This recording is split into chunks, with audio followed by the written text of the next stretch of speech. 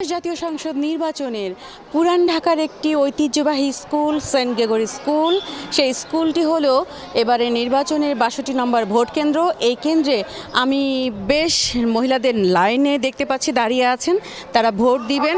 তো আমি একজন দুজন মহিলা ভোটারের সাথে একটু কথা বলতে চাই।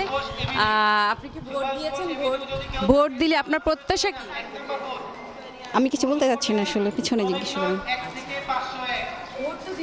ভোট তো দিতে আসলেন, আপনার প্রত্যাশা কি? সুন্দর সোনার বাংলাদেশ গড়ব।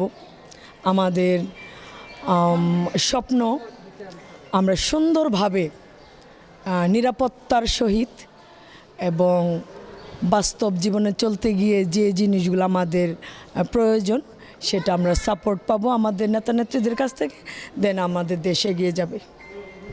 ধন্যবাদ।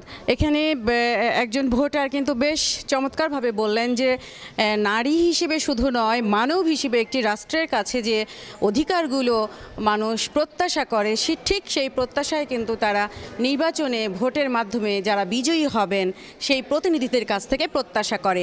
তো সেন্ট গ্রেগরি হাই স্কুলের এই কেন্দ্রে একজন প্রিজাইডিং অফিসার মোহাম্মদ গিয়াসউদ্দিন উনি আছেন। আমি একটু জানতে চাই এই পর্যন্ত কত ভোট পড়েছে এবং এখানে মোট ভোটারের সংখ্যা কত? 1912 মোট ভোটার সংখ্যা, তার মধ্যে 490 জনের মতো তার ভোট কাস্ট হয়েছে। আমাদের 7 জন প্রার্থী আমরা পাইছি, তার মধ্যে 3 জন প্রার্থী তারা এজেন্ট পাঠিয়েছেন, বাকিরা এজেন্ট পাঠায় নাই। আর ভোট সুষ্ঠুভাবে হচ্ছে এবং তার এজেন্টও সন্তুষ্ট, আমরাও সন্তুষ্ট। ধন্যবাদ আপনাকে। ঠিক এই কেন্দ্রে কিন্তু যেটা বলছিলেন উনি যে 1912 জন ভোটার এবং নারী ভোটারের উপস্থিতি আমি দেখালাম, পেছনে নারীরা দাঁড়িয়ে রয়েছেন। তাদের কিন্তু প্রত্যাশা যে আসলে নারী হিসেবে এবং মানুষ হিসেবে তাদের অধিকারের জায়গাটা তারা জনগণের নির্বাচিত প্রতিনিধির কাছ থেকে দায়িত্বশীল সেই প্রত্যাশা করেন।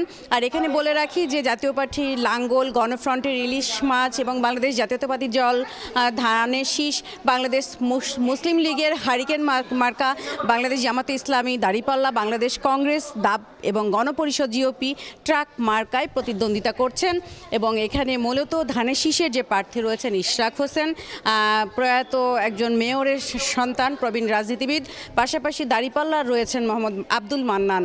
সব মিলিয়ে আসলে ঢাকার এই 6 আসনের 68 নম্বর কেন্দ্রে আমরা এই সময় ভোটারের উপস্থিতি মোটামুটি সন্তোষজনক।